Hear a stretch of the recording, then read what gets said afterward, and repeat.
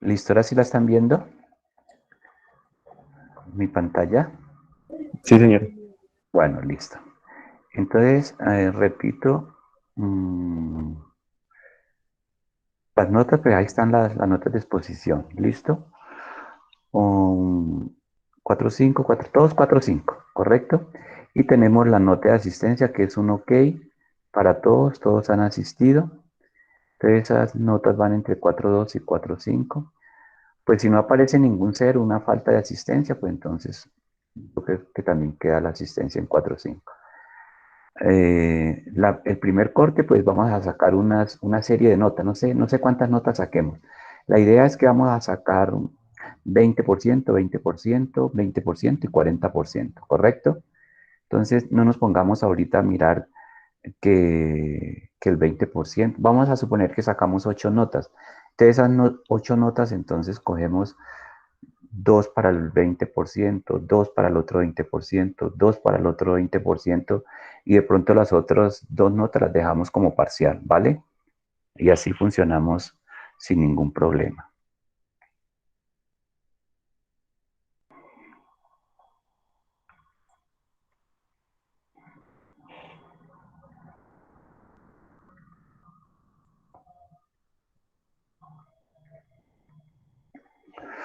Um, Miremos un poquito la situación de qué es ingeniería de software y qué es ingeniería de sistema, que es como que trata de enredarnos esos dos conceptos.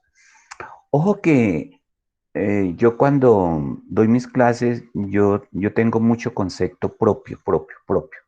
No significa que yo tenga la verdad, pero trato de argumentar mis juicios, ¿correcto? Entonces, han hablado de ingeniería de software y han hablado de ingeniería de sistemas. Entonces, tiende uno a confundirse si hay alguna diferencia o es lo mismo. Entonces, Carlos y Benavides, ellos hablaron muy bien de qué es cada una de ellas. Incluso Carlos dio una argumentación muy coherente sobre qué es el ingeniero de sistema, y Benavides también le ayudó a argumentar por dónde estaba lo que es el ingeniero de software. Voy a colocar mi apreciación, y porque hay ingenieros que sí encuentran diferencia, como ustedes la encontraron, ¿listo? Pero yo no encuentro ninguna diferencia. ¿Por qué no encuentro ninguna diferencia? Mira lo siguiente. Eh, el nombre de ingeniería de sistemas se acuña prácticamente en esta empresa estadounidense de la Bell. ¿Listo? Pero ellos ese, ese, acuñaron esa denominación por la siguiente razón. Alguien ahí dijo, es que tenemos muchos problemas en la parte de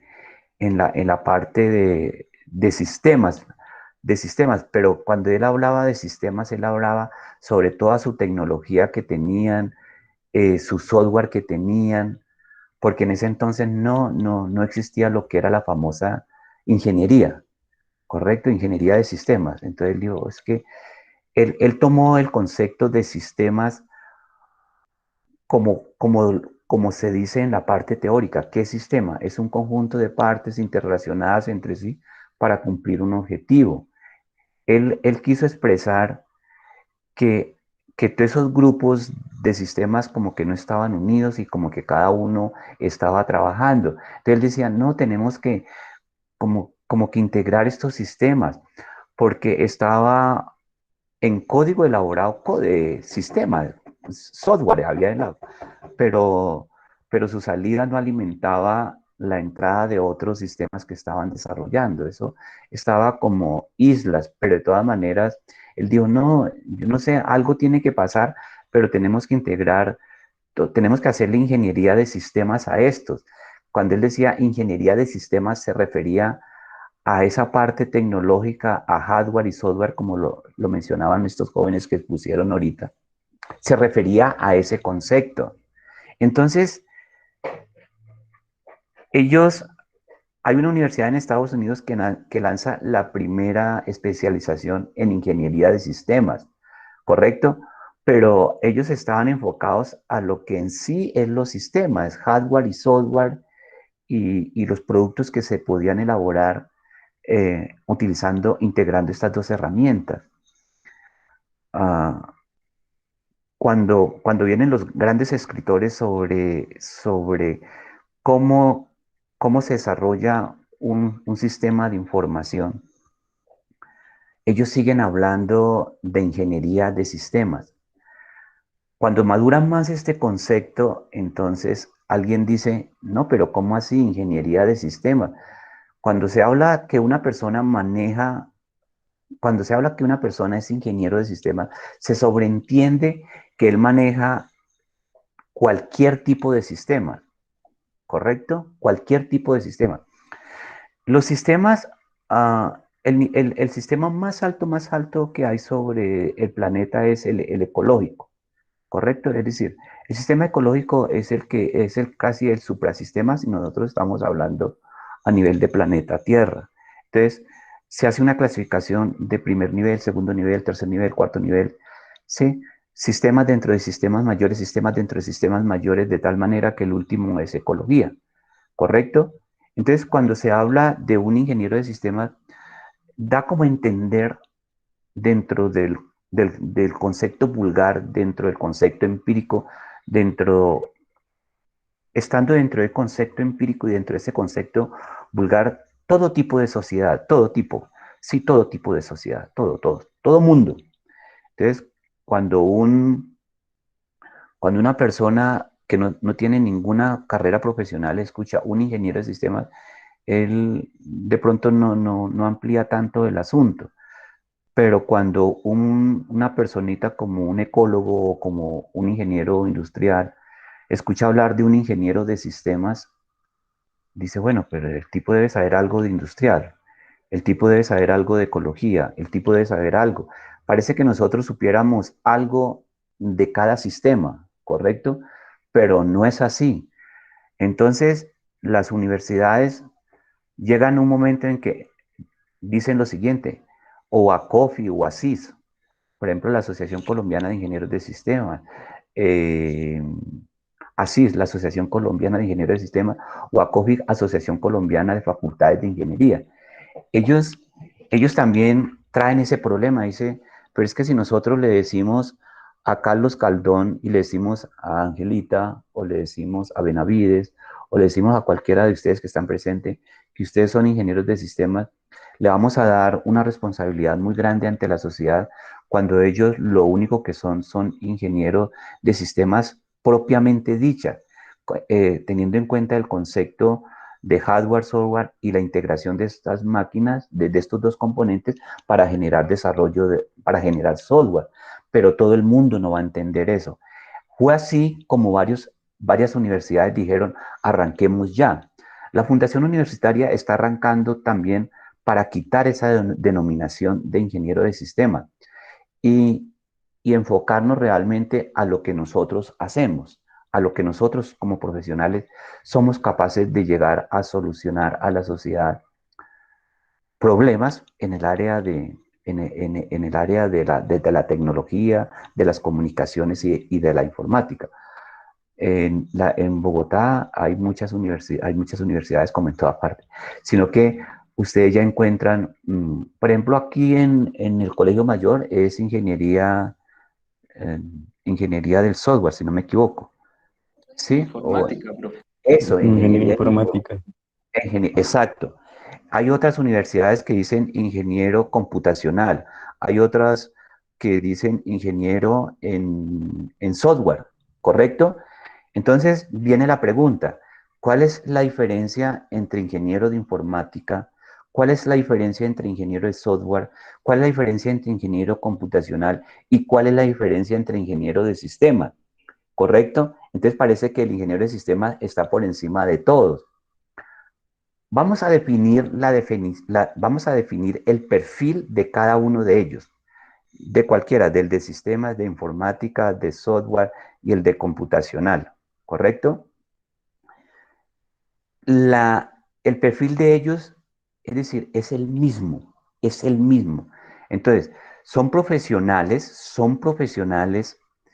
íntegros en cuanto a valores, principios y lo que es la parte cognitiva los cuales van a desarrollar, van a dar unas soluciones a la sociedad, ¿sí? La mejor solución, desarrollando aplicaciones de tal manera que satisfagan las necesidades, ¿correcto? Entonces, cualquiera de esos cuatro ingenieros satisface las necesidades a nivel, en cualquier sector, en sector industrial, en el sector educativo, en el sector gubernamental, en cualquiera de ellos, ¿correcto? Entonces, yo no puedo decir que el ingeniero de sistemas no va a tocar tres componentes. Los planes de estudio de cualquiera de ellos tiene tres componentes. Uno el matemático, uno el sociohumanístico y uno la parte de énfasis. Correcto. La parte de lo que es, son tres líneas. Esas tres líneas, la de matemáticas, la de énfasis y la sociohumanística, la tiene el ingeniero de software, la tiene el ingeniero computacional, la tiene el ingeniero de sistemas y la tiene el ingeniero de informática y cualquier otra connotación menos de ingeniería de sistemas que las otras universidades no se han querido complicar y cargar al joven con este nombre tan fuerte, ¿correcto? Porque mira que cuando nosotros colocamos las otras ingenierías, parece que esas otras ingenierías estuvieran por debajo de la ingeniería de sistemas, cuando si nosotros comenzamos a, a esculcar, a escabullir, a profundizar, a hacer un análisis, están en el mismo nivel, están en el mismo nivel. Lo que pasa es que el jovencito que se cargó como ingeniero de sistema, la gente lo está mirando de otra forma. Uh, nosotros deberíamos de decir, por ejemplo, es ingeniero de sistema con énfasis en desarrollo de software. Entonces, le quitamos un peso enorme, le quitamos un peso enorme. Pero cuando nosotros le decimos ingeniero de sistemas, entonces está con más peso. Bueno, eh, ¿qué puede hacer el ingeniero de sistemas? Puede ser, ocupacional, si hablamos de la parte ocupacional, el ingeniero de sistemas, ¿qué puede ser? Director de sistemas, puede ser administrador de proyectos, puede ser administrador de bases de datos, puede ser arquitecto de software, puede desarrollar software, porque tiene los tres componentes, tiene el matemático, el de énfasis y tiene el componente humanístico. El componente humanístico es esa parte de principios y valores, ¿no? Honesto, responsable, íntegro, capaz de trabajar en forma colaborativa, capaz de tener buenas relaciones interpersonales. Todas esas cositas la tiene, ¿cierto? Ser líder, armar su proyecto de vida, tiene todas esas cualidades. Ahora hablemos de la parte ocupacional de un ingeniero de software. Puede ser, puede ser director de sistemas, puede ser administrador de proyectos, puede ser arquitecto de software, puede ser desarrollador de software, lo que sea. ¿Qué puede ocupacionalmente, qué puede hacer el ingeniero informático? Puede ser administrador de una oficina, puede ser desarrollador, puede ser arquitecto de software, puede ser gestor de proyectos, lo que sea. ¿Qué puede hacer? ¿Cuál sería el perfil ocupacional del ingeniero computacional? Administrador de oficina, gerente de oficina, desarrollador de software. Entonces, no hay ninguna diferencia, no hay ninguna exactamente. Todo es decir, no hay ninguna diferencia. Diferente a que yo te diga, esa ingeniería de software, de ingeniería de software, pero al tipo hay que enseñarle redes. Al tipo hay que enseñarle diferentes tipos de lenguaje. Hay que enseñarle ingeniería del software. Hay que enseñarle matemáticas, hay que enseñarle inteligencia artificial, hay que enseñarle estadística, hay que enseñarle matemática.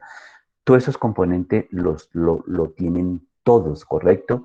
La diferencia está en que si yo lo dejo como ingeniero de sistemas, como lo estamos haciendo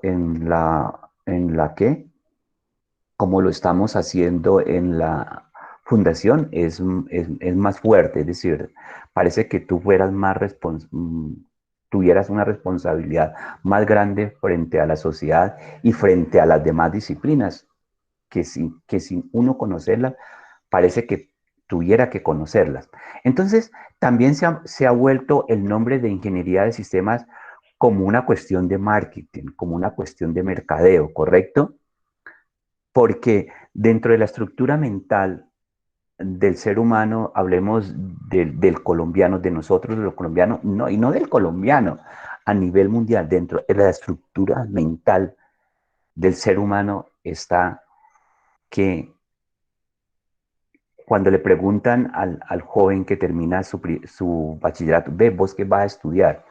Entonces, él nunca dice ingeniería de software, él nunca dice ingeniería informática, él nunca dice ingeniería computacional, él dice ingeniería de sistemas. Es decir, es una marca que ya está colocado en la mente del ser humano.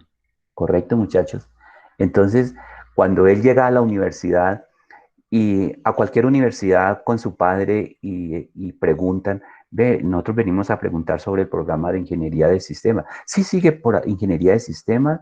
De pronto ahí no hay ingeniería de sistemas, hay ingeniería de software. Y no, aquí hay ingeniería de software. Ay, nosotros estamos buscando ingeniería de sistemas, porque ellos no saben cómo la diferencia, como que el asunto es lo mismo. Más sin embargo, alguien se dio cuenta, no, siga, sí, siga, siga. Entonces, cuando se sienta ahí a hablar, es que nosotros estamos buscando ingeniería de sistemas. Entonces dicen, no, es que es lo mismo, es el asunto, el plan de estudio, el objetivo va a ser lo mismo. El ingeniero de sistemas debe tener la competencia de desarrollar un software, el ingeniero de software también tiene que tener esa competencia, listo, es decir, las competencias son iguales, pero el joven va a decir, no, papá, es que yo quiero es ingeniería de sistemas, y hasta que no le encuentren la ingeniería de sistemas, el hombre no se puede estudiar ingeniería de sistemas. Entonces es una cuestión como mental, como una cuestión así. Muchachos, ese es mi concepto, no estoy diciendo ni me voy hay algunos que dicen que no, que es diferente, pero para mí estoy colocando los argumentos, estoy dando todo, y tú coges los perfiles, muchachos.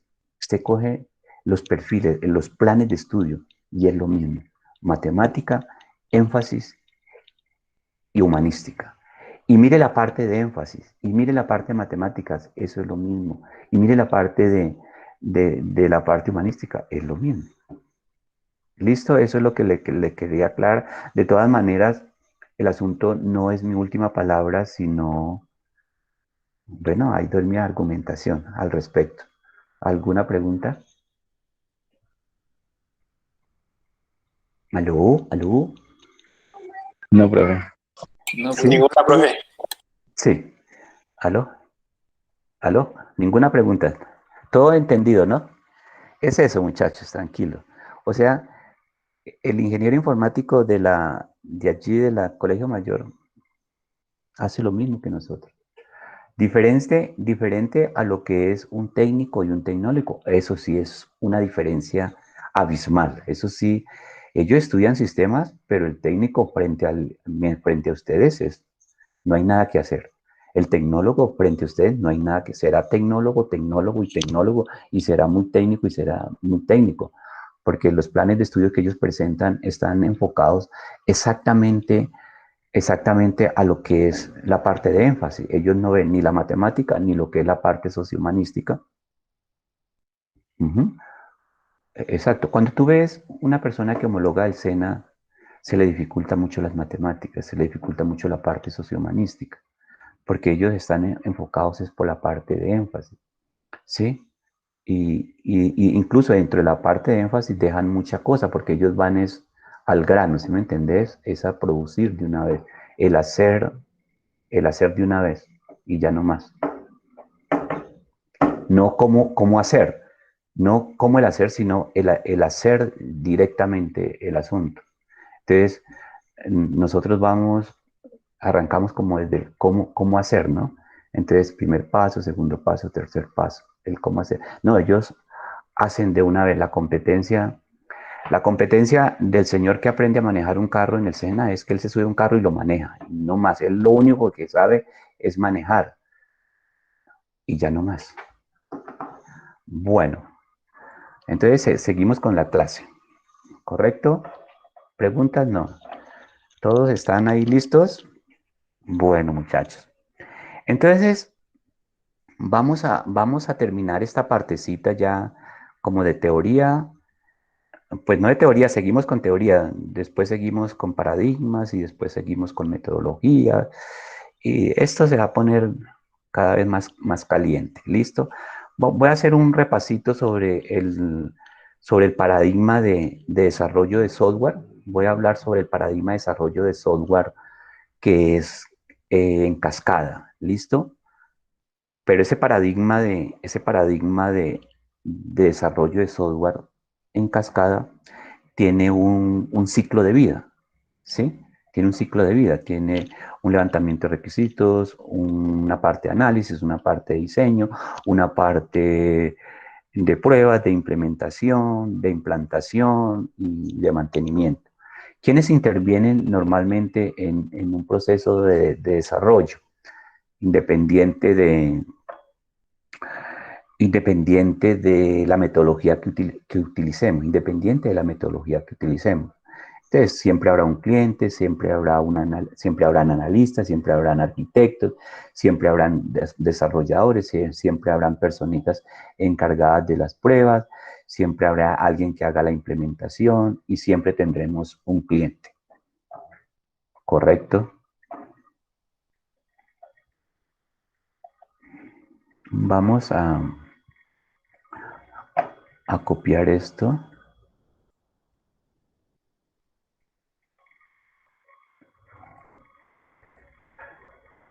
Dura la vaina esa de la diferencia, ¿no? Dura, pero para mí es eso. Listo. Entonces, mm, cuando ustedes leen aquí en la parte superior metodología, cuando ustedes leen en esa parte, cuando leen aquí esta parte metodología, um, realmente, realmente nos estamos refiriendo es a un paradigma, ¿listo? Lo que pasa es que hay varios escritores que tratan de mezclarnos lo que es la metodología y los paradigmas como al mismo tiempo, ¿correcto? Por el momento yo le estoy hablando de metodologías tradicionales y metodologías ágiles. Entonces, en esta clase prácticamente yo les voy a dejar de hablar de metodología tradicional, ¿correcto? Y ver esta figurita que tenemos acá y de ver esta figurita como una metodología, ¿correcto? Eso es un modelo de ciclo. Ese es un modelo de ciclo de vida, un modelo de ciclo de vida. Es decir, ustedes van a desarrollar software, ustedes tienen que utilizar un modelo de ciclo de vida, independiente si vos estás utilizando una metodología ágil o si estás utilizando una metodología tradicional, ¿correcto? Tú tienes que establecer unos pasos. Hay unos paradigmas de desarrollo que tienen unos pasos y esos paradigmas se pueden utilizar en cualquier metodología ágil o en cualquier metodología tradicional. Lo que sí hay unos ciclos de vida. Entonces, el famoso ciclo de vida en cascada tiene un inconveniente que es totalmente predictivo y que solamente la fase siguiente arranca cuando se termine la anterior y así sucesivamente. ¿Correcto? Hoy, hoy voy a hablar de este modelo de ciclo de vida que vos vas a utilizar para desarrollar software. ¿Sí? Listo. Entonces, ay, Dios mío, porque me voy al final siempre. no me da al final, sino que no había. Este es un esquema también de un modelo de ciclo de vida. Un modelo de ciclo de vida. Ese es un modelo de ciclo de vida. Listo. Entonces, hay una captura de análisis, hay un diseño del sistema, hay una implementación del sistema, hay una integración y prueba, hay una operación y mantenimiento, ¿correcto? Entonces, este ciclo de vida tiene muchas variaciones. Entonces está el modelo de ciclo de vida en B, que es una variación de este modelo. Por ejemplo, el incremental también es una variación de este ciclo de vida, modelo de ciclo de vida en cascada, ¿correcto? ¿Qué es lo que nosotros hacemos en la etapa de requerimientos de requisitos? ¿Sí? Pues en esta fase nosotros vamos a reunir todos los requisitos, nos vamos a ir donde el cliente, hablamos con el cliente y él nos contará qué es lo que necesita. Entonces cogemos ese lenguaje natural y lo documentamos de tal manera que nosotros vamos a decir que él necesita ciertos requisitos funcionales. Mira lo que yo acabo de expresar y lo que ustedes han escuchado a través de estas clases que hemos tenido, que, que en la etapa de requisitos uno levanta una serie de necesidades del cliente y los hemos escuchado minuto tras minuto y yo lo he recabado muchas veces. Adelantándome un poquito, adelantándome un poquito porque también tiene que verlo, es cómo creen ustedes que van a hacer cómo va a ser esa charla con el cliente. ¿Qué instrumentos va a usar usted con ese cliente? ¿Correcto? Porque el asunto no es una cuestión secretarial, ¿no? Tú has visto que las secretarias hablan con uno y van anotando, ¿no?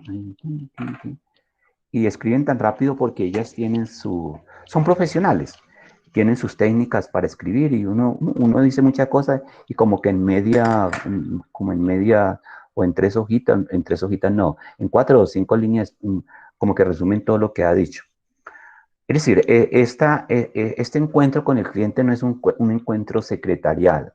Es decir, existen unos instrumentos que ustedes van a leer después. Nosotros vamos a apropiarnos mucho del libro de análisis y diseño de sistemas de Kendall y Kendall, de la novena edición. Entonces nosotros en ese libro vamos a encontrar cómo es que vamos a charlar con él. Entonces, lo vamos a charlar con él a través de una encuesta, a través de una entrevista, a través de un cuestionario. Entonces vamos a ver todos los instrumentos que vamos a hacer para el levantamiento de requisitos. Vamos a ocultar esto. Listo. Ahora llegamos a lo que es la parte de análisis. ¿Listo?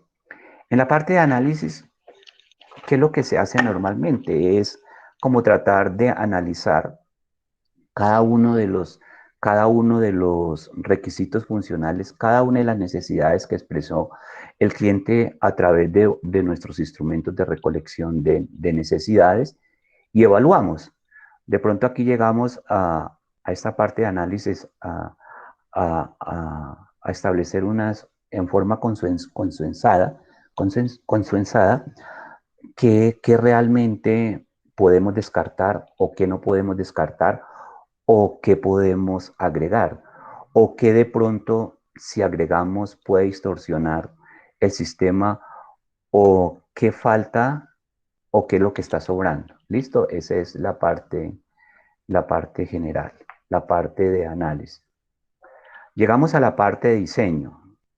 En la parte de diseño, pues nosotros establecemos las estructuras de datos. ¿Listo? ¿Usted ya vieron estructuras de datos? En cuarto semestre ya se ha visto estructura de datos, ¿sí, cierto? Sí, sí, Sí, profe. listo.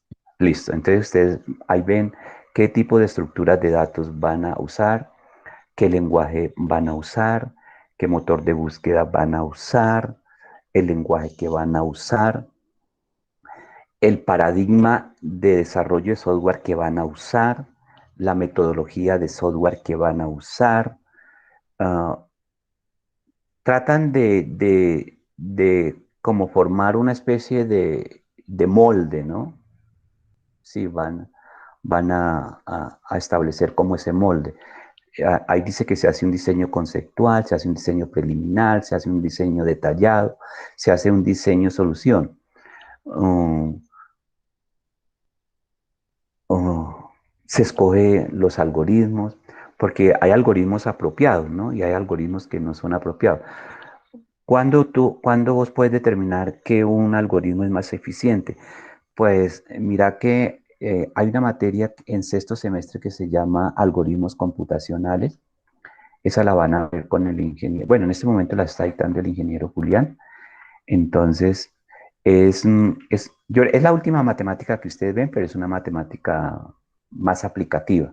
Se le da un problema y ustedes a través de unas técnicas estadísticas, el ingeniero le va a dar un problema y ustedes determinan con otras técnicas que le da cuál es el algoritmo más apropiado para desarrollar un problema.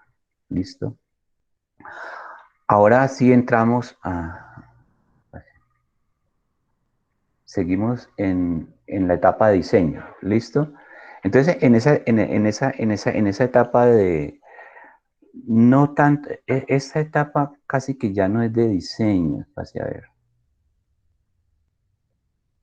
Sí, sí, sí. Seguimos en la etapa de diseño, listo. En la etapa de diseño, ustedes van a casi que a determinar mm, los diferentes diagramas que van a utilizar. Es decir, nosotros tenemos que hacer, si usted, yo voy a copiar esta, perdóname muchachos, a mí me gusta como rayar, así como que no diga más nada de lo que iba a decir acá, pero me gusta como rayar más. Ay, mío, yo le digo que esto no lo voy a guardar, que más bien voy a pegar otra cosita también interesante. Miremos esto.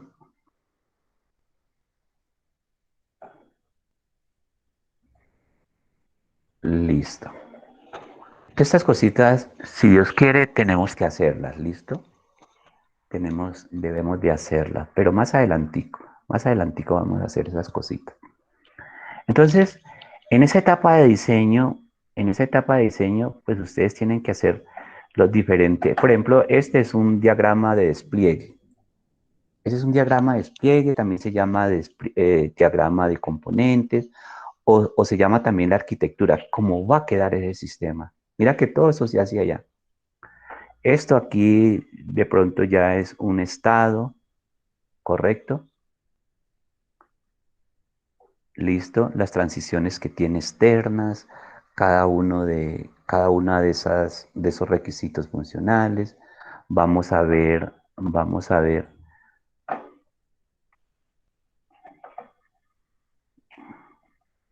vamos a ver. Este es un caso de uso, por ejemplo. Este es un caso de uso. Uy, Dios mío, se me enredó aquí el micrófono.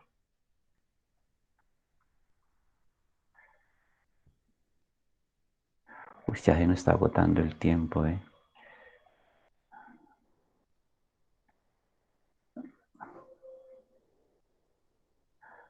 Edit y pegar. ¿Correcto? Entonces, aquí tenemos un famoso caso de uso. ¿Listo? Esto es una reserva en un hotel.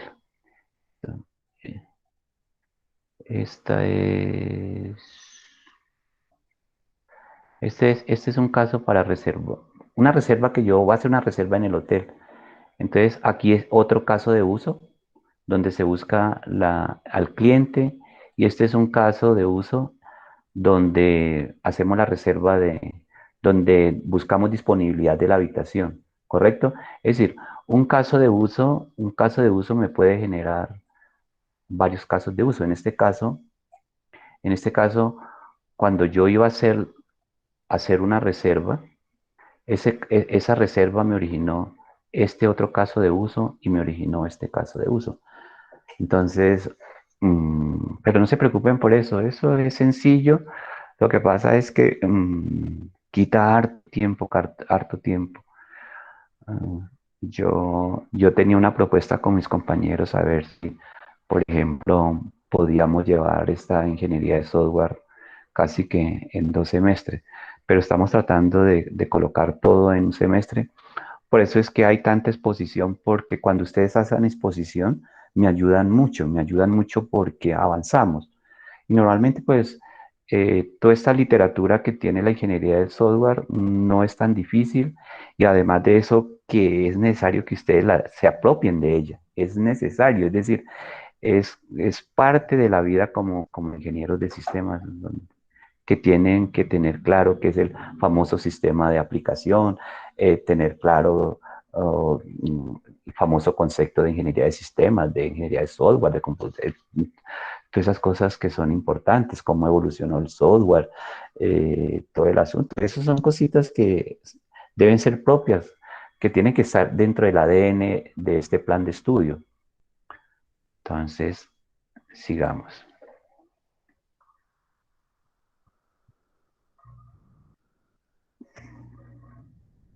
Listo. Entonces, como yo le decía, pues ahí nosotros nos toca ¿qué? Cada requisito funcional, pues nos va a generar casos de uso, ¿listo? Y eso, cada ese caso de uso tenemos que hacerle diagramas de clase, tenemos que hacerle diagrama de colaboración, diagrama de objetos, diagrama de estado, diagrama de actividades, diagrama de componentes. Entonces, yo voy a trabajar como en llave con el ingeniero de programación orientada a objetos, a ver si sacamos un proyectico ahí eh, en que ustedes apliquen programación orientada a objetos, la lleven allá a lo que es ingeniería del software. Yo tengo que hablar con... ¿Quién le está dictando programación orientada a objetos? ¿El ingeniero Luis? Luis Bejarano, profe. Ah, sí, el ingeniero Luis. Entonces yo tengo que sentarme con él y decirle en dónde es que los dos nos vamos a unir para que ustedes entreguen un proyecto. ¿Listo? Y la etapa de desarrollo, pues ya, jóvenes compañeros, es la parte de código. Es plasmar ya toda esa idea ya en la parte de desarrollo. Sí, el lenguaje que se va a utilizar. Me imagino que ustedes están trabajando con Java, me imagino que vamos a hacer eso en Java. ¿Listo? Entonces ya pasamos, ya elaboramos el código, entonces ya llegamos, cuando ya elaboramos el código, entonces el código, la última línea nos dirá, esto ya está funcionando. Entonces hacemos la famosa implementación y después hacemos la implantación. Mira que la implementación y la implantación son dos términos que ¿tratan de qué? De confundirse y de pronto pensar que es lo mismo, pero sí hay su diferencia y es muy bueno que incluso la investiguen y la confronten con lo que yo les digo porque se da mucho a contradicciones, ¿sí? Y de pronto también uno como ingeniero a confundirse, medir y pegar, ¿sí? Entonces, la lucha es con estas dos palabritas, implantación e implementación. Mm, um, yo quiero escuchar yo quiero escuchar a este joven, vamos a ver, perdóneme. Voy a escuchar a este joven que él es todo cumplido, a Jason Dorado. A Jason Dorado, vos, para ti, ¿qué es implementación y qué es implantación de pronto?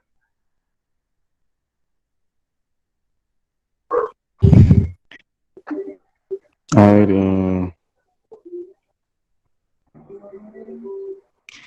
bueno, implementación es como ya, pues hablando en lo que tiene que ver el En ciclo, términos de...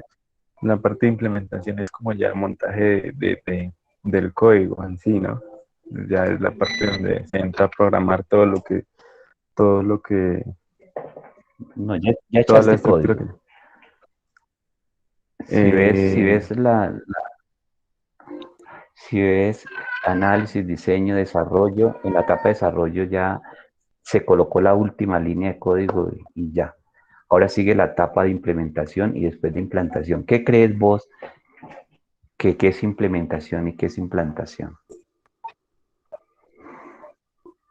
Bueno, no importa, no importa, Jason. De todas maneras, eso da origen para que Angelita nos ayude. Angelita, ¿vos qué crees que es implementación y implantación? Tranquila, cualquier idea. Bueno, no importa. Eso nos da pie para que yo les diga qué es esa vaina. Bueno, vamos. Entonces, mira, cuando se termina la etapa de desarrollo, hay que implementarlo. Yo ya acabé, dice el programador, yo ya acabé, ya listo, ya todo. Entonces, pues ejecutemos a ver si funciona esa cuestión. Entonces, dentro de la empresa donde estamos nosotros desarrollando ese software, entonces nosotros tenemos una especie de mini empresas, de minis empresas, porque ahí vamos a emular, prácticamente vamos a emular o vamos a simular que eso se ejecute, es decir, ejecutamos todo ese código en la etapa de implementación. ¿Y qué es lo que queremos en esa etapa de implementación? Pues que todo funcione y que sea como nos ha pedido el cliente en ese momento, ¿correcto? O sea, en esa etapa de implementación es como este código funcionó, es decir, todos esos diagramas funcionaron, la metodología que utilicemos fue la adecuada, ahí ya. Porque la otra, porque no es una prueba en sí, ¿correcto? Es prueba y no prueba, pero es que una prueba del software es diferente a ver si funciona o no funciona, porque es que el software me puede funcionar. Cuando nosotros llegamos a la etapa de implementación, el software funcionó, ¿correcto? Funcionó. Listo, imprime, saca la factura, saca la cuenta. Funcionó. Pero otra cosa es la parte de pruebas, de pruebas del software, las pruebas que tiene que cumplir el software. ¿Correcto? Esas las voy a mencionar ahorita. Entonces, esa es otra cosa. Ahora, ¿qué es la implantación? La implantación normalmente se da es allá en el cliente. La implantación se da es en el cliente, allá es donde lo vamos a implantar y donde va a quedar definitivamente. Lo que pasa es que esa implantación lleva un componente muy importante que es hablar con quienes van a manejar el sistema que acabamos de desarrollar, ¿vale? De concientizarlos de que es importante que lo utilicen. Eso dura media hora o 2 horas o una hora. Ahí necesitamos un coaching para que los convenza de que hay que hacer ese cambio a ese nuevo sistema de información. Pero hay una parte que es más engorrosa y que dura más tiempo en la implantación, que es enseñarlos, capacitarlos a manejar el sistema que tú acabas de desarrollar, ingeniera Ángela. Entonces, la ingeniera Ángela se va a sentar allá con los usuarios y dice, esto tú lo prendes, entra esta opción, si tú quieres esto, yo voy a estar todos los días acá, todos los días, entonces el usuario va a decir, ve, pero ¿cómo yo hago tal cosa? Ve cómo yo hago tal cosa, ¿cómo yo hago? Tú como estuviste en toda la etapa, entonces tú dices, no, pues tú tienes que entrar por ahí, esto, si se pone que si se presenta cualquier problema, ¿verdad? Haga esto, ¿listo? Esa es la famosa implementación y esa es la famosa implantación, ¿correcto, muchachos? Listo. Entonces, las pruebas de software son estas. Hay estas, ¿sí? Diagrama de causa, diagrama de flujo, hojas de verificación de chequeo, diagrama de Pareto, histograma, diagrama de gráfico de control y diagramas de dispersión. No todas esas pruebas las vamos a ver. No, obvio que no, pero sí vamos a hablar más adelante, mucho más adelante, sobre esas herramientas, ¿vale? Eso se llaman, eso es el famoso departamento en una empresa de SQA, el famoso SQA. Eso ¿qué? Donde se mide la calidad del software. Eso es Software Quality Assurance, ¿sí? Donde nosotros vamos a medir que el software que está funcionando, que tu código funcionó, joven, que tu código funcionó, pero a ese le van a hacer unas pruebas, ¿correcto? Y si eso funciona, si esas pruebas funcionan, ese software va a tener una alta calidad. Se refiere a que esa calidad con que el software va a salir de la empresa donde tú lo desarrollaste o para la empresa misma que va a quedar dentro de esa empresa misma, pues va a tener una buena calidad. ¿Listo? Y la última fase que es la etapa de mantenimiento. Listo. Ay, madre. Vamos, vamos, muchachos. Ahora voy a hablarles lo que es un poquito del root. Es decir, nosotros, nosotros estamos hablando de paradigmas para desarrollar software y aquí los jóvenes que expusieron root y hablaron de UML y todo el asunto, ¿correcto? Entonces, para nosotros poder desarrollar ese software, nosotros tenemos que utilizar una metodología. Y la metodología que vamos a utilizar es el root.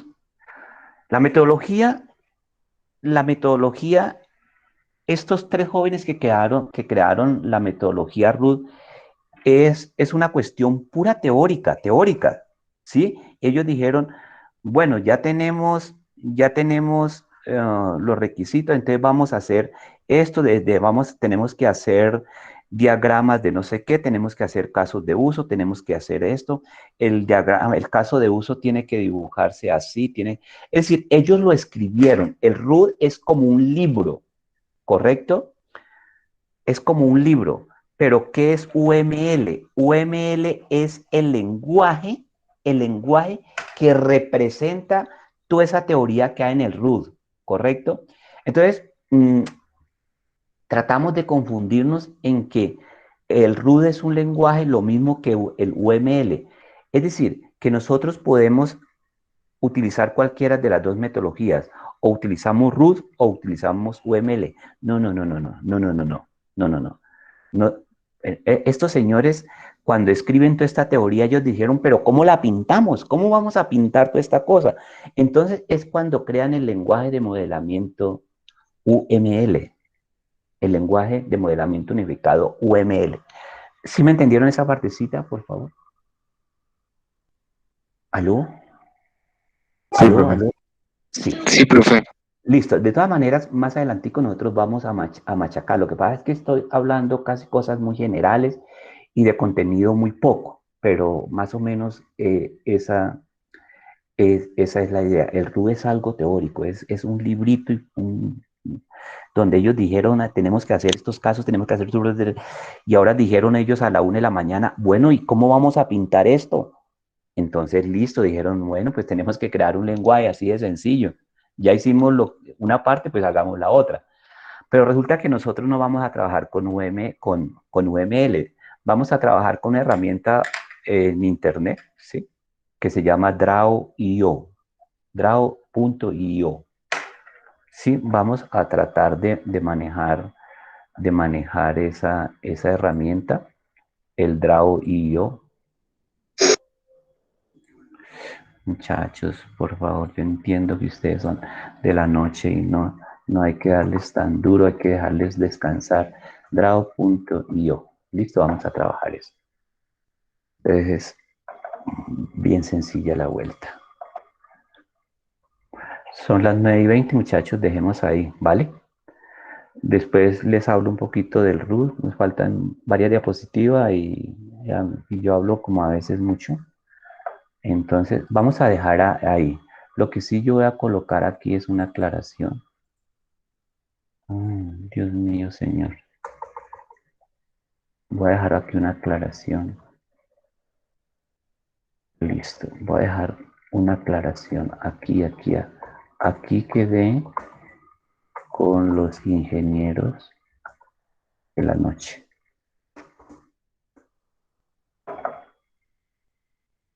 Muchachos, ¿qué me falta distribuirles? Unas investigaciones, ¿correcto?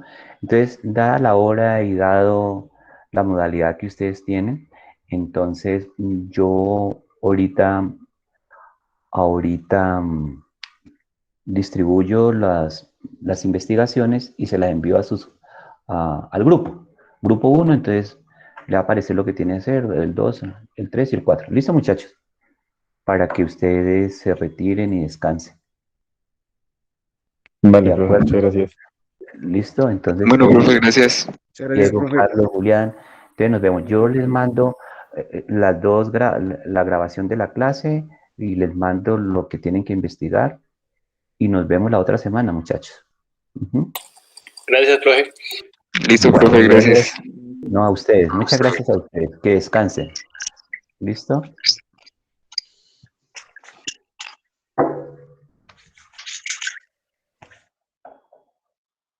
Bye, bye, juicioso, no se vayan a tomar, por favor, cuando te reciban el título.